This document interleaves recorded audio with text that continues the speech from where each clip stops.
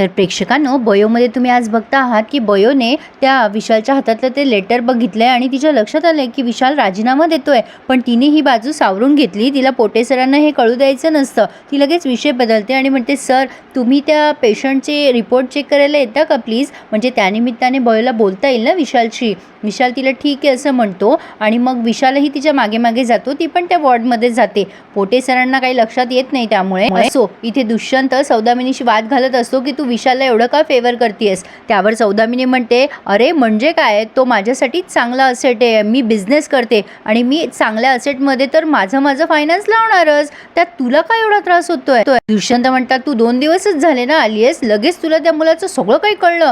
सौदामिनी म्हणते, मी माणसाची बघितल्या कुंडली काढू शकते. 2 दिवसात हॉस्पिटलमध्ये चाललेला हा कारभार मी बंद केला की नाही, त्यामुळे तू मला काहीही वाद घालू नकोस दुष्यंत. मी योग्य वेळी आले हॉस्पिटलमध्ये म्हणून बरं झालं, नाही तर या हॉस्पिटलची धर्मशाळा करून ठेवली असती तुम्ही सगळ्यांनी मिळून. बरं झालं त्या बाईने फोन केला मला. दुष्यंत म्हणतात, कुठल्या बाईने फोन केला तुला, कोण सांगतंय का तुला बयोबद्दल सगळं, सांग सौदामिनी मला. सौदामिनी त्याला म्हणते, सिक्रेट आहे दुष्यंत. दुष्यंत म्हणतात, सिक्रेट माय फूड, तुला हे सगळं कोण सांगतंय ना, सांग मला कळायलाच हवं. पण आता सौदामिनी हसते आणि म्हणते, दुष्यंत मला बोलतं करण्यासाठी ना तुला आणखीन एक जन्म घ्यावा लागेल. आता दुष्यंत तिथून निघून जातात. आता ही सौदामिनी मनाशीच बोलते की दुष्यंत, तुझं आणि त्या गौतमीचं अफेअर चालू आहे, मला माहिती नाही की काय, मला घटस्फोट देऊन त्या गौतमीशी लग्न करतोस काय, आता बघ तुझा हिशोब करते सगळा व्याजासकट. आता इकडे बयो विशालशी बोलायचा प्रयत्न करत असते, सर तुम्ही काय राजीनामा देताय, काय झालंय. विशाल म्हणतो, काही नाही झालंय, मला चांगली संधी आली आहे म्हणून मी तिकडे जातोय. बयो म्हणते, असं काय करता सर,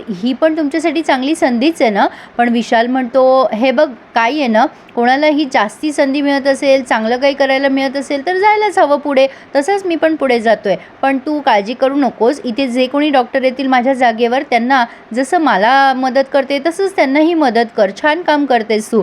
आता तो इतकं फॉर्मल बोलतो त्यामुळे बयोला खूप वाईट वाटतं आणि रडू पण येतं. पण विशाल छान वाक्य बोललाय की संधी म्हणजे फक्त पैसा आणि हुद्दा नसतो ना, मला एक्सप्लोर करायचे स्वतःला म्हणून मी जाणार आहे. पण बयो त्याला नाही म्हणते, पण तो काही ऐकत नाही. आता इकडे विशालच्या म्हणजे विशालसोबत होळी खेळायची म्हणून इराने बॅनर बनवले आणि आता त्या आईला सांगतेय तिच्या मैत्रिणीला अंकिताला की जा सगळ्या डॉक्टरला बोलून आण. आता ही म्हणते, सगळ्या डॉक्टरला. इरा म्हणते, काय बावळतेस ग तू, अगं विशालला सांग हे सगळं. म्हणजे ऍक्च्युली इराला सगळ्यांनाच पार्टी होळीची, म्हणजे होळी खेळायची एकत्र मिळून. तेवढ्यात बयो समोरून जात असते. इरा उगाचच बयोची मजा घ्यायची म्हणून बयोला आवाज देते आणि म्हणते, ए तुला दिसत नाही का इथे बोर्ड लावलेला, चल सगळ्यांनी कॉन्ट्री करायची 1000 रुपयाची होळीसाठी. बयो म्हणते, बाप रे 1000 रुपये.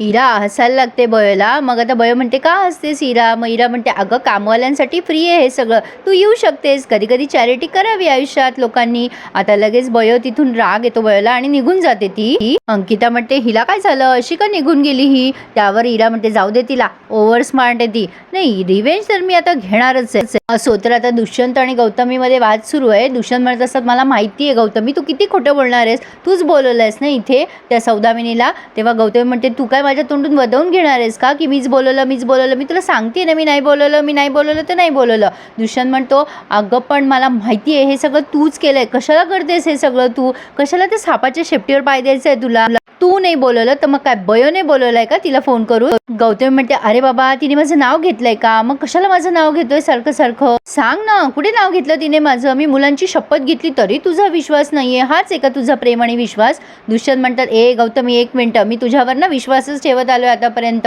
गौतमी म्हणते, मला कधी जाणवलंच नाही हे सगळं, काय आहे ना तुझ्याकडून काही अपेक्षा करणं चुकीचं आहे, हे सगळं सिच्युएशन ना तुझ्यामुळे झालंय, तू कसं आहे हे कळून चुकलेलं आहे मला आता.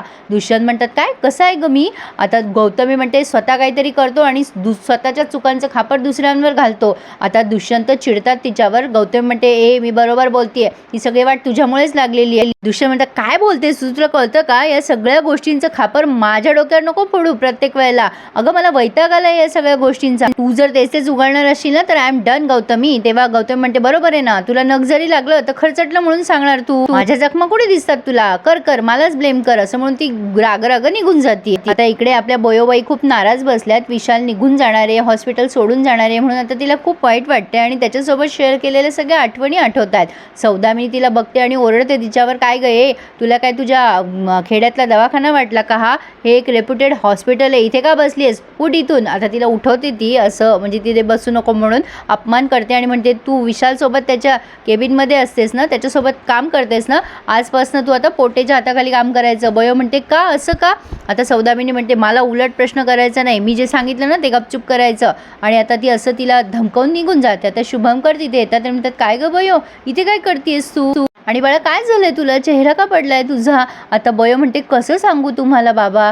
आता शुभंकर म्हणतात, जशी माझी बयो बिंदासपणे सांगते ना मला, अगदी तसंच सांग. मग बयो सांगते की विशाल सर हॉस्पिटल सोडून जातात. शुभंकर म्हणतात, अरे असं कसं झालं? त्याला आत्ता तर प्रमोशन मिळालं ना, HOD झालाय तो, सॅलरी मिळाली आहे त्याला खूप जास्ती. म्हणजे त्या सौदामिनी मॅडम खुश आहेत त्याच्यावर, असं का निर्णय घेतला त्याने? बयो म्हणते, बाबा मी खूपदा विचारलं त्यांना, नाही सांगत आहेत ते मला काही. पण त्या सौदामिनी मॅडम आल्यापासून ना ते असेच वागतायत, चिडचिड करताय सारखी.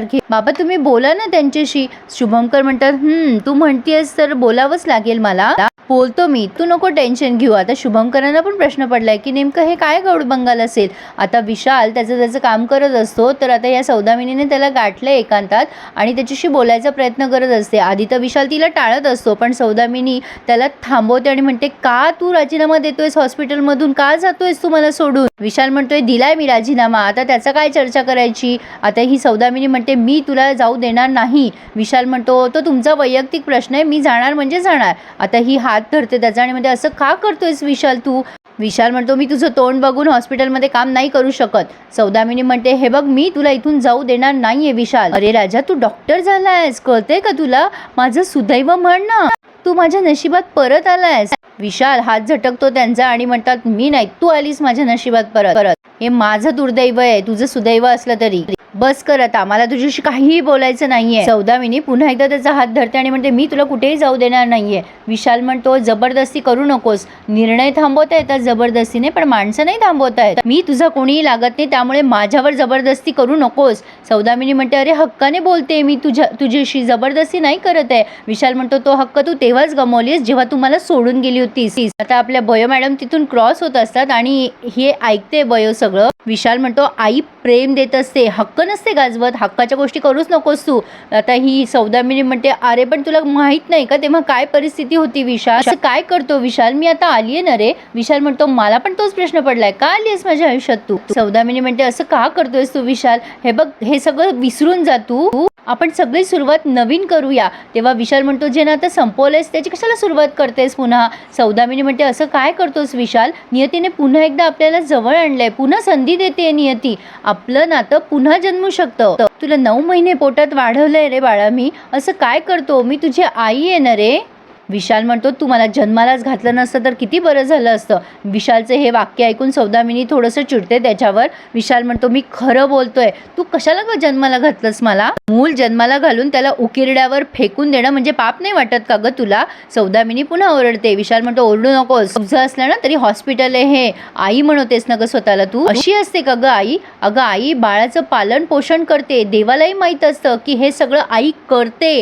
अशी नाळ असते आई जी कधीही तुटत नाही, ज्या नाळेमध्ये फक्त आणि फक्त प्रेम हे असंच नातं असतं ग. आणि तू काय केलंस? देवाला सुद्धा खोटं ठरवलंस तू, मला आणि माझ्या बाबाला निघून गेलीस तू, पैशाचं झाड बघितलंस ना दुसरं तू, सोडून गेली एका झटक्यात मला, तोडून टाकलीस आमची नाळ. आज 20 वर्षानंतर तुझं मातृत्व जागं झालंय काय? एक गोष्ट लक्षात ठेव, आपल्यातली नाळ कधीच जुळू शकत नाही. त्याचे वाक्य ऐकल्यावर सौदामिनीने डोळे मिटलेत. विशाल म्हणतो, कारण ती नाळ मी कायमची तोडली आता. प्रेक्षकांनो, विशालची पण फार मोठी ट्रॅजेडी दिसते मला. आता असं बोलून तो तिथून निघून गेलाय, अगदी बयोच्या समोरून तो निघून गेलाय रडत रडत. आता बयो सौदामिनी आणि विशालला नक्कीच जवळ आणेल असं आपण विचार करूया. सॉरी प्रेक्षकांनो, आज जरा रिव्ह्यू द्यायला लेट झाला आणि आज डायलॉग पण खूप होते. आजचा रिव्ह्यू कसा वाटला नक्की कळवा आणि प्लीज हो, ज्यांनी कोणी नसेल चॅनल सबस्क्राईब केले त्यांनी चॅनल सबस्क्राईब करा आणि सगळे रिव्ह्यूज एन्जॉय करा. धन्यवाद.